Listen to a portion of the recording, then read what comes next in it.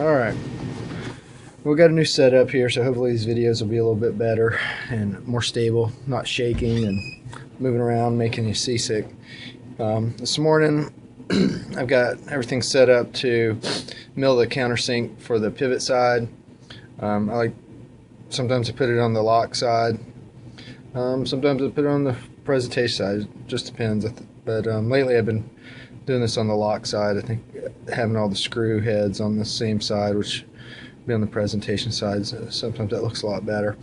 I mill the countersink 80 thousandths deep.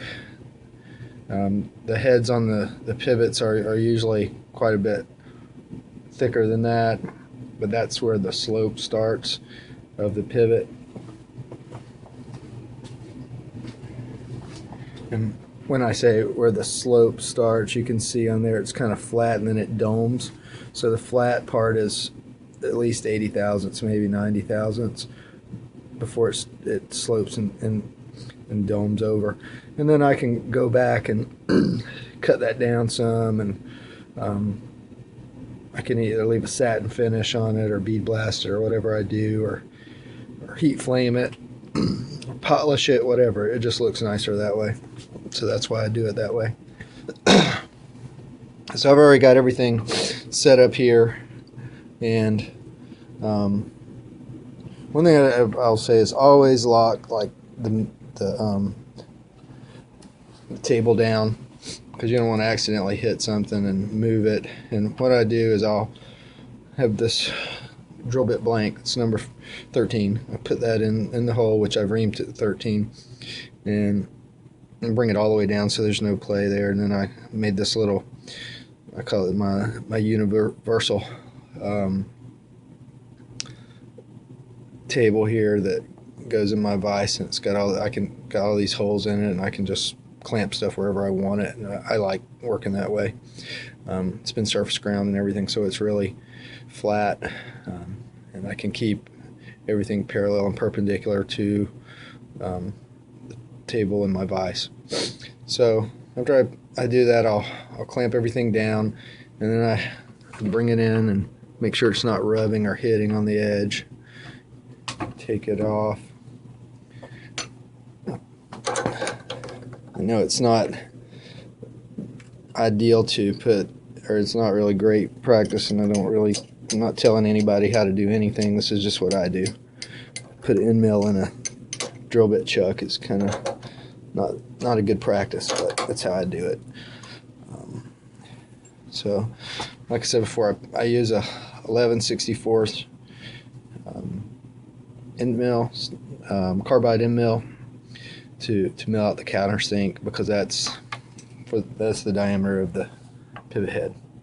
So when I bring it down all the way, zero my DRO, digital readout, for the Z-axis, tighten everything down. I use this water-soluble oil for cutting fluid. So crank everything up here. Give it a couple sprays, and then start feeding down.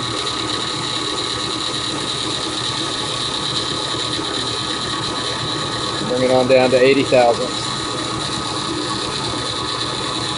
We're at about 50 right now.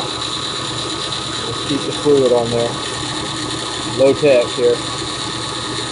And coming up to 80 thousandths. There we go, 80 thousandths.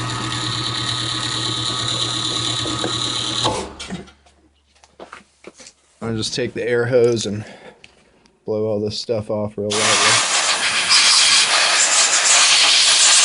It's a mess to clean this stuff up all the time, but go in there and clean it up.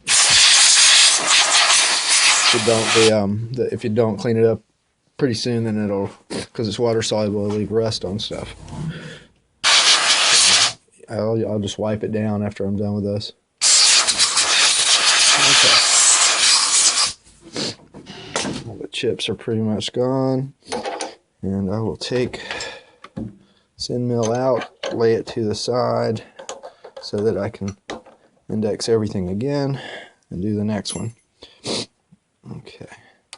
You'll see on here, I wrote stuff on here. It says out because that's the the outside, and it's the side that I want to be countersunk. And if you don't mark all this stuff, it can get confusing and mess pieces up. So I'm a big fan of writing on the pieces. And then here I wrote 80 thousandths, tells me how far to go, though. Because if if I'm working for a while and I don't have time to finish up a piece or a setup that I've done, I might have 7 or 8 pieces, and I only got to do 3 for whatever reason, then I'll go ahead and if I've marked it, then when I come back down to work later, I haven't forgotten everything. Otherwise, I sitting there scratching your head for 10 or 15 minutes trying to figure out where you were. So, all right, I hope you guys like this video better than the first 2, which were, like I said, really kind of shaky. There, you kind of see that nice pocket there. Everything's centered just right. So, all right. Thanks.